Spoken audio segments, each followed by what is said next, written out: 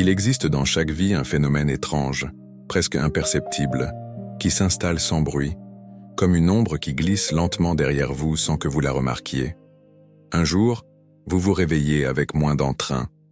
Une autre fois, vous sentez qu'un sourire qui venait naturellement demande soudain un effort. Puis, sans comprendre comment, la joie qui vous habitait autrefois semble s'être dissoute. Pas brutalement, pas dans un choc ou une catastrophe, mais dans quelque chose de beaucoup plus subtil, plus insidieux, comme une lumière qui baisse si lentement que vous ne réalisez l'obscurité qu'une fois plongé dedans.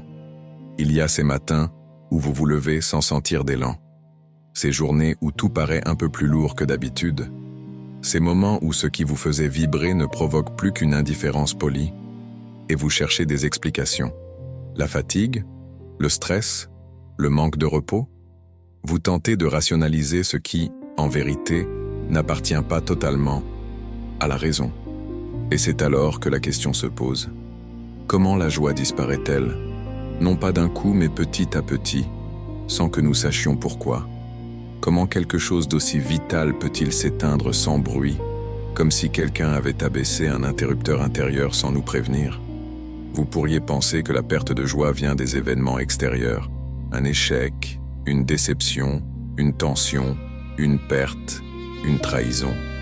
Mais il existe une forme de disparition beaucoup plus mystérieuse, beaucoup plus profonde, celle qui survient alors même que votre vie semble intacte. Le travail est le même, les relations sont les mêmes, la routine est la même, et pourtant, quelque chose en vous n'y répond plus. Et voici la question qui dérange. Et si ce n'était pas la vie qui avait changé, mais votre rapport à elle? Et si ce qui tue la joie n'était pas ce qui se passe autour de vous, mais ce qui se passe en vous? Mais si je vous disais que votre joie ne meurt pas d'un choc, mais d'une accumulation silencieuse, presque invisible, née de mécanismes que vous ne remarquez même pas? Si je vous disais que la joie s'efface, non pas parce que vous êtes faible, mais parce que quelque chose en vous cesse lentement de se reconnaître? Si cette réflexion résonne en vous, abonnez-vous à cette chaîne pour explorer ensemble les profondeurs de la condition humaine. Laissez un like si vous voulez soutenir ce travail, et surtout, partagez en commentaire. Avez-vous déjà ressenti votre joie se dissoudre sans raison apparente, comme si elle glissait entre vos doigts? Vos témoignages enrichissent notre quête collective de sens. Continuons maintenant. Ce qui tue la joie, ce n'est pas l'absence de bonheur. Ce n'est pas l'absence de raison de se réjouir. Ce n'est même pas la souffrance. Non, ce qui tue la joie, c'est le détournement progressif de votre propre cœur, la déconnexion subtile entre ce que vous vivez et ce que vous ressentez, l'écart, petit au début, puis grandissant, entre vos gestes et votre intériorité. Le premier assassin silencieux de la joie, c'est l'habitude. Non pas l'habitude confortable, mais celle qui anesthésie, celle qui émousse les sens, qui rend tout prévisible, tout mécanique. L'habitude transforme la vie en répétition.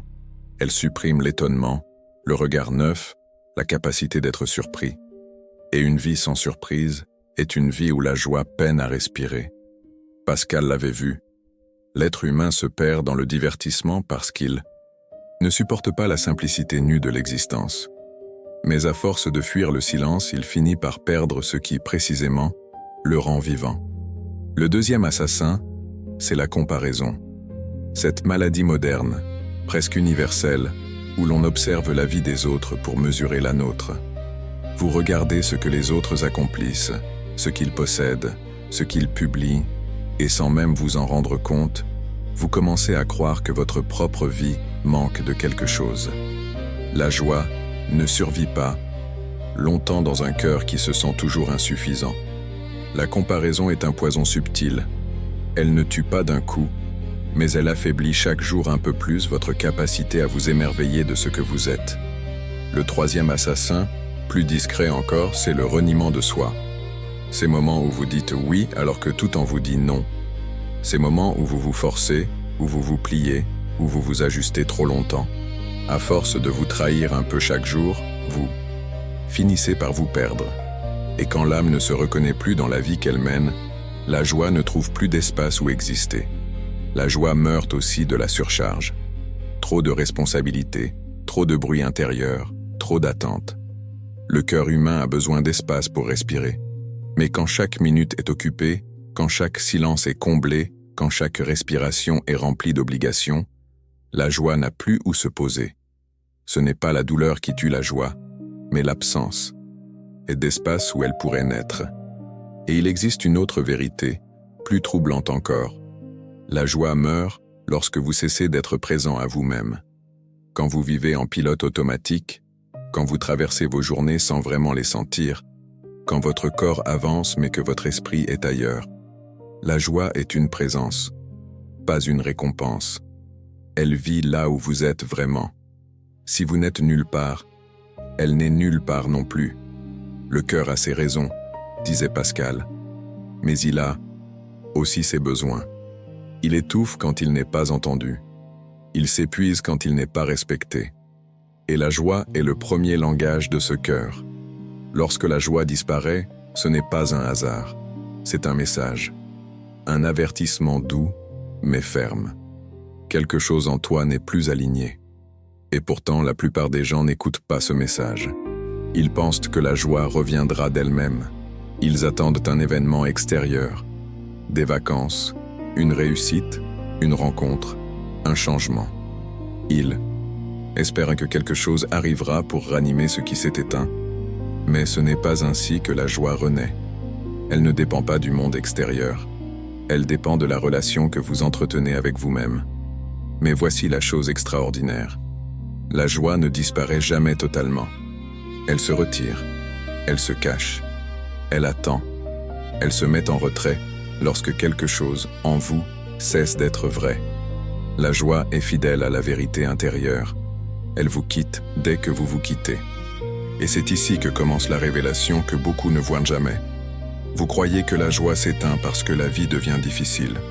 Mais en réalité, la joie s'éteint quand vous renoncez à vous-même. Pas d'un coup, pas dans un drame spectaculaire, mais dans de petits gestes quotidiens presque invisibles. Lorsque vous faites ce que vous ne voulez pas faire, lorsque vous dites ce que vous ne pensez pas, lorsque vous vivez selon les attentes des autres, lorsque vous cachez vos propres besoins, lorsque vous vous adaptez trop longtemps, lorsque vous faites taire votre cœur pour plaire, pour éviter, pour préserver la paix. Chaque fois que vous le faites, une étincelle de joie s'éteint. Ce qui tue votre joie, ce n'est pas la vie, c'est la distance entre ce que vous vivez et ce que vous êtes réellement. C'est comme une plante privée de lumière. Elle ne meurt pas immédiatement. Elle continue de vivre, par inertie.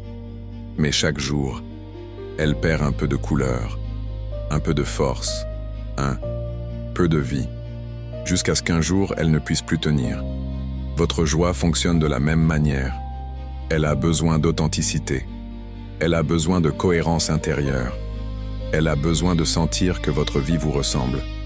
Et lorsque ce n'est plus le cas, elle se retire. Mais voici ce que personne ne vous dit. La joie n'est pas une émotion légère ou frivole. La joie est un diagnostic. Elle dit la vérité sur vous, même lorsque vous refusez de la voir. Laissez-moi vous raconter l'histoire d'une personne qui l'a découvert malgré elle. Elle vivait une vie apparemment réussie, un emploi stable, des amis, une famille, un quotidien ordinaire mais fonctionnel. Rien ne manquait vraiment. Et pourtant un jour, elle se surprit à rire avec des collègues, puis sentit immédiatement que quelque chose sonnait faux, comme si le rire venait d'un autre endroit qu'elle, comme si elle jouait un rôle qu'elle n'avait pas choisi. Les jours suivants, elle remarqua d'autres détails, un enthousiasme forcé, des sourires mécaniques, une fatigue qui ne s'expliquait pas par le manque de sommeil. Et puis, un matin, en se préparant pour une journée parfaitement normale, elle sentit une phrase traverser son esprit comme un éclair. « Je ne me reconnais plus ». Cette phrase devint un tournant. Elle comprit soudain que sa joie n'avait pas disparu. C'est elle qui avait disparu de sa propre vie. Pourquoi ? Parce qu'elle avait passé trop de temps à être ce que les autres attendaient d'elle. Parce qu'elle avait dit oui quand elle voulait dire non.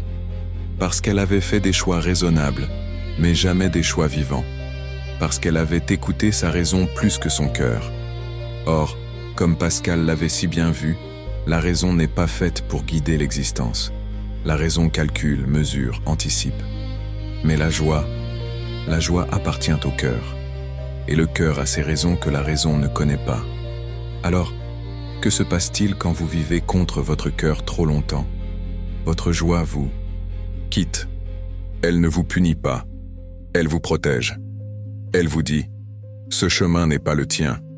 Et tant que vous refusez de l'entendre, vous aurez beau changer de travail, de ville, de distraction, de relation, la joie ne reviendra pas. Elle ne revient que quand vous revenez à vous-même. Et ici commence la transformation. La personne dont je vous parle décida un jour d'écouter le malaise au lieu de l'éviter. Elle arrêta de chercher une explication extérieure et commença à se demander « Qu'est-ce que j'ai arrêté de faire qui me faisait du bien ?»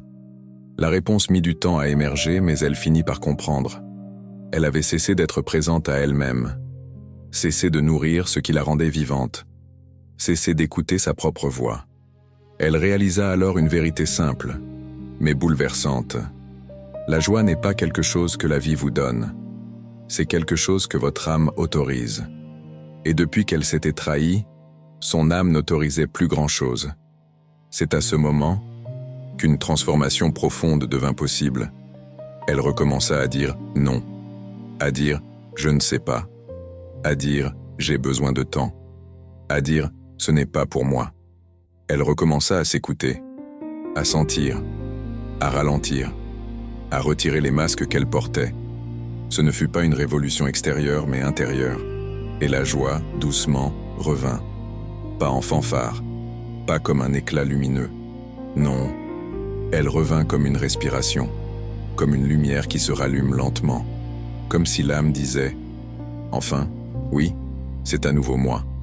Alors, que faire maintenant que vous percevez ce mécanisme intérieur? La plupart des gens, à ce stade, cherchent une solution rapide. Ils veulent retrouver la joie, comme on retrouverait un objet perdu. Ils cherchent une méthode, une technique, une habitude à mettre en place.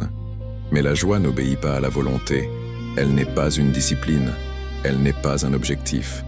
La joie est un indicateur. Elle apparaît naturellement lorsque vous êtes aligné intérieurement. Et elle disparaît dès que vous commencez à vivre contre vous-même. Ce n'est pas une fatalité. C'est une boussole. La joie ne se force pas. Elle se révèle. Alors que faire pour que la joie réapparaisse? Rien. Rien dans le sens du faire pour obtenir. Car la joie n'est pas une conséquence du faire. Elle est une conséquence de l'être. Mais il y a des gestes, silencieux et simples, qui ouvrent un terrain où elle peut revenir.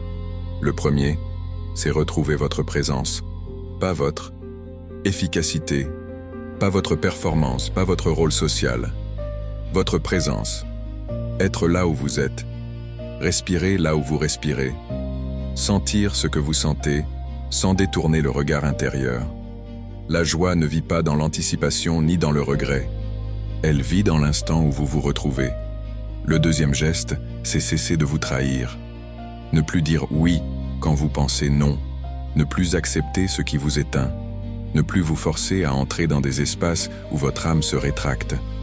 Chaque fois que vous vous respectez, la joie revient un peu plus.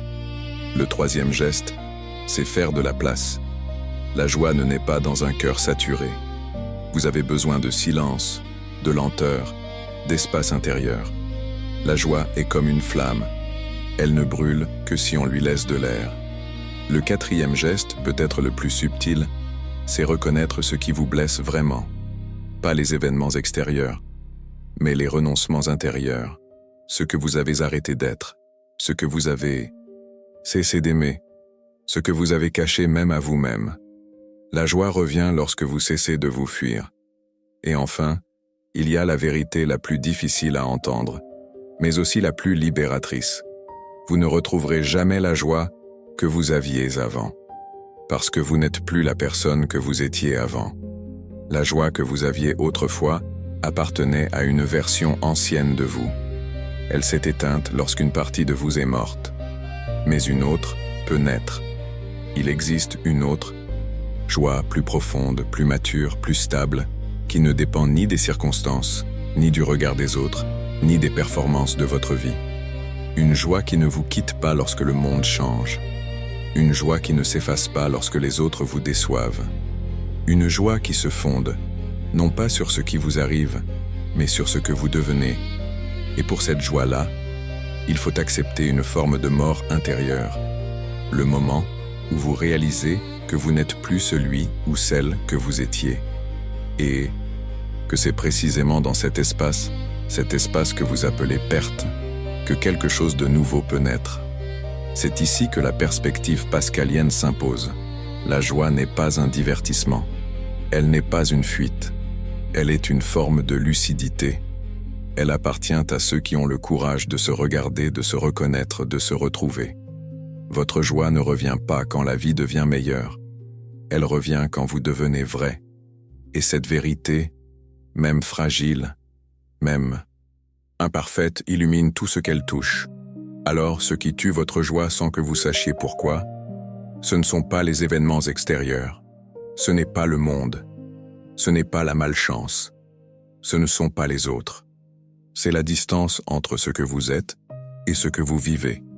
Et cette distance, vous pouvez la réduire. Doucement, graduellement, en revenant vers vous-même, en laissant tomber ce qui n'est plus vous, en réapprenant à écouter la petite voix intérieure que vous avez mise en sourdine pendant trop longtemps.